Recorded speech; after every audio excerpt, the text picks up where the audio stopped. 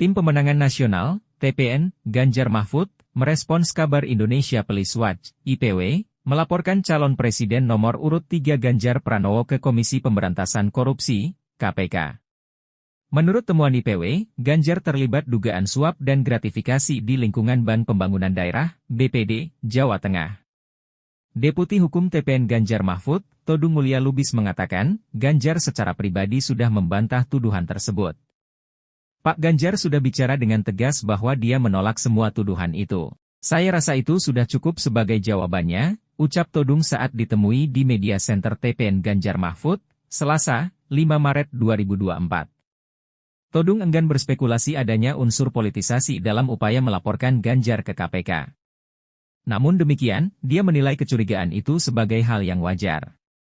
Jadi, saya enggak ingin nambahin komentar apapun karena ya buat saya sebagai lawyer advokat, sulit untuk memberikan komentar mengenai hal-hal yang tidak jelas buat saya.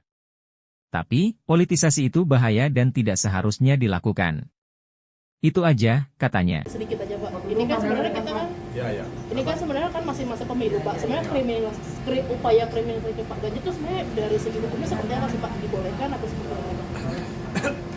Ya sebetulnya sih, boleh saja orang curiga bahwa ini ada politisasi dalam kasus Ganjar yang dilaporkan ke KPK. Dan saya kasih kecurigaan itu tentu bisa dipahami, bisa diterima. Tapi saya kan belum tahu persis detailnya seperti apa.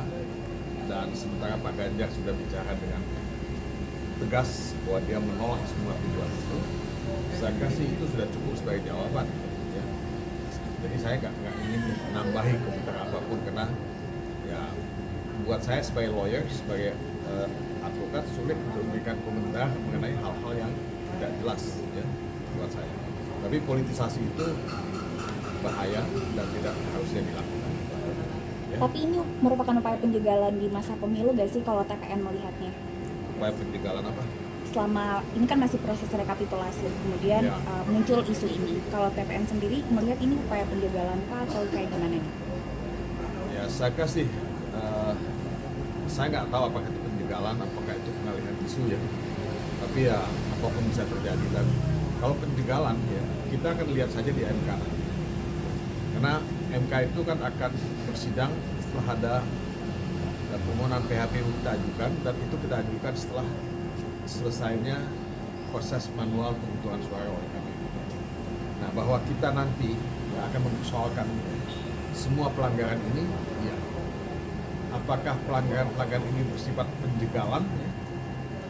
Dan itu ya bisa dilihat pada proses-proses. Jangan lupa subscribe ya.